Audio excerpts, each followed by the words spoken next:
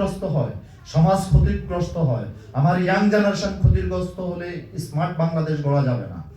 আমার ইয়াং জেনারেশনকে ঠিক রাখতে হবে বাংলাদেশে, তাহলেই আমরা উন্নতি করতে পারবো। আমাদের দেশপ্রেম তৈরি করতে হবে। আমি পরশুদিন বলছি যে আমেরিকা পরাজিত শক্তি, তাদের অস্ত্র থাকতে পারে, আণবিক শক্তি থাকতে পারে, অর্থবিত্ত বৈভব থাকতে পারে, এটা থাকবে না তাদের। ব্রিটেন আজকে কি অবস্থা হচ্ছে, তারা সারা বিশ্বকে লুটে নিছে, কিন্তু আমরা রক্ত ঝরাইয়া ঘাম জড়াইয়া বিশ্বের থেকে আনতেছি। সেই টাকা যেন সঠিকভাবে ব্যবহার হয়, সেই টাকা যেন আমরা সঠিকভাবে ব্যবহার করতে পারি, সেই দায়িত্ব তাদের, যারা রাষ্ট্রীয় ক্ষমতায় আছেন। ওটা দায়িত্ব। আজকে একজন আমাকে বলতেছে, প্রশ্ন করতেছে যে ডাক্তারদের তাহলে পানিশমেন্ট হয় না? সিদ্ধান্ত উপর থেকে আসবে, তাদেরকে যারা নিয়ন্ত্রণ করে তাদেরকে সিদ্ধান্ত নিতে হবে যে আমরা কি করব। আজকে আমাদেরকে এই কথা বলতে হচ্ছে কেন? সব সুবিধাবাদী।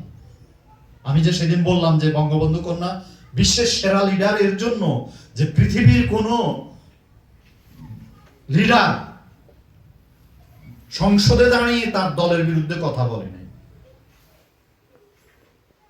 একমাত্র ব্যক্তি সে। কিন্তু তাই বলে তার সবকিছু সমর্থন করবে?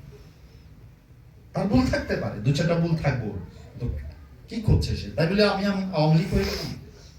বিএনপি কি ভালো কাজ করেনি? এরশাদ কি ভালো কাজ করেনি? দোষ থাকতে পারে, একটা লোকের দোষ থাকতে পারে, কিন্তু ভালো কাজটা ধারাবাহিক ভাবে আস্তে আস্তে আস্তে আস্তে আমরা একদিনে শুধরাতে পারবো না। একটা লোককে আমরা ধরে কি আত্মদর্শন করাতে পারি? তাহলে একটা জাতিকে সভ্য করতেও তো আমরা একসাথে পারবো না। ধীরে ধীরে ধাপে ধাপে ধাপে ধাপে একটা পর্যায়ে আসতে হবে। কিন্তু মানুষের কাছে মেসেজগুলো আগে আপনারা নিজেরা, এই যে আমরা এটা রেকর্ডিং করে দিচ্ছি এর জন্য বারবার দেখবেন, তারপরে নিজে আয়ত্ত করে তারপরে আরেকজনকে বোঝাতে যাবেন। তাহলে তাকে দেন যে তুমি যে গালাগালি করছো, তুমি যে ইয়ে করছো, তুমি যে বিরোধিতা করছো, কি বুঝে করছো? খারাপ কি? আমরা তো সরকারের থেকেও বেতন খাই না, দরবার থেকেও কোনো বেতন নেই নাই। আপনারা যে গুরু দক্ষিণা আমাদেরকে 10 টাকা, 20 টাকা, 50 টাকা, 100 টাকা, 500 টাকা দেন, এর থেকে এটা দিয়েই আমরা এই প্রচারণা সবকিছুর কাজ চালাচ্ছি। একটি পয়সাও খাওয়ার চিন্তা করি না। আমাদের কাজগুলো দেখেন, অ্যানালাইসিস করে তখন বুঝতে পারবেন। আমরা তো কারো কাছে হাত পেতে যে আমরা 10,000 টাকা দাও, আমাদের বক্তব্যেরাও বড় লোক আছে, কখনো কারো কাছে বলি নাই যে আমাদেরকে 20,000 টাকা দাও, 50,000 টাকা দাও, 10,000 টাকা দাও, এই কাজটা করব। ধৈর্য ধরে আস্তে আস্তে বাবা শিখাইয়ে গেছেন। বাবারে দেখেছি অনুষ্ঠান করেছেন, আগে থেকে 2টা টাকাও নাই, কিন্তু অনুষ্ঠান হয়ে গেছে। আমি ব্যক্তিগতভাবে ছোট ছোট করে করি, ছোট অল্প পরিসরে আমার বক্তব্য, কিন্তু 2টা টাকাও আমরা আগে থেকে জমা করে রাখি না যে অনুষ্ঠান করব। কারো থেকে চাইলো না। শরীফ বাবা কখনো কি তোমাকে বলছে যে বাবাকে 1 কাপ চা খাওয়াও? না।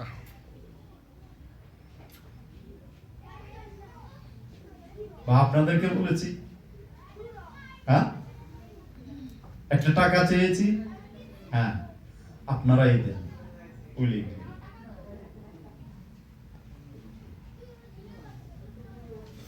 আপনারা এখানে কেউই বড় লোক না, পয়সাওয়ালা না, বেশিরভাগ গরিব মানুষ। কিন্তু আমি যে রোগগুলার কথা বলছি, আমার কাছে গেলে আমি ট্রিটমেন্ট করতে পারবো, না গেলে তো আমি পারবো না। তারপরেও আমি এই যে এখানে রাকিবরে বারবার বলছি ওষুধ রাখবা, চিকিৎসা করো, শরীফরে বলছি, ইয়েরে বলছি, এখানে 3 জন আছে। আপনার জয়পুরহাট না, মহাস্থান পঞ্চগড়ে একটা আছে, এখানে সেট করছি একটা। সাভারে একজন আছে, তারে বলছি, সে করে টুকটাক, কিন্তু কত গভীর ভাবে, ও গরিব তো, পয়সার ইয়ে থাকে, পেট তো পালতে হবে। কারণ হোমিওতে বসলেই প্রথমে পেট পেলার মতন অবস্থা হয় না, থাকে না। এইভাবে জায়গায় জায়গায় আমার ছেলেকে ডিএইচএমএস পাস করাইছি। কেন? এখনো চেষ্টা করছি আরো তৈরি করার জন্য। ফর্মুলা আমার থেকে না, কিন্তু ফর্মুলার আগে বেসিক কিছু জ্ঞান আছে, যেটা আমি তোমাদেরকে বসায় বসায় করাইতে পারবো না, সেই কাজটা তোমরা ওখান থেকে নিয়ে আসো। আমার মুর্শিদ আমাকে শিখিয়ে গেছেন, আমি তোমাদেরকে দেব। এর জন্য আমি তোমাদের কাছে যে ডাক্তারের জন্য কোনো পয়সা চাই না। আমার একদিন একজন বললো তাহলে আপনারা একটা কলেজ দেন। আমি বললাম যে আমার এই কলেজ প্রতিষ্ঠা করার মতো না কোনো সামর্থ্য হয়নি, যদি কেউ উদ্যোগ নেয় আমি তাকে সহযোগিতা করব। কারণ মানুষকে চিকিৎসারা সুস্থ করতে হলে হোমিও চিকিৎসার কোনো বিকল্প নেই। পলিপাস অপারেশন করতে গেলে কত টাকা নেয়? কয়েকদিন আগে আমি একটা বাচ্চা পাইছি, তার নাকে পলিপাস, টনসিল, প্লাস তার অন্ডকোষ একটা বড় একটা ছোট, তিনটাকে লেপেতে, সাইফুল বাবা আসো,